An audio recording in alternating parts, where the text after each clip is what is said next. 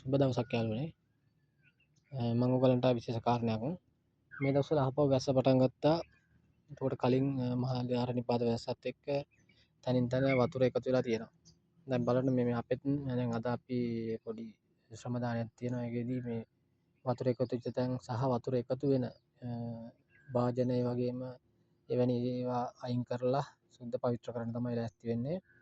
දැන් මෙන්න මේ වගේ ඔයාලගේ ගෙවල් වලත් වතුර පිරිච්ච තැන් තියෙනවා. වතුර එකතු වෙච්ච තැන් තියෙනවා. ඒවා අනිවාර්යෙන්ම මේ සුද්ධ කරගන්න. වතුර බැහැලා යන්න හදා ගන්න නැත්නම් මොකද වෙන්නේ? මදුරුව බෝ වෙනවා.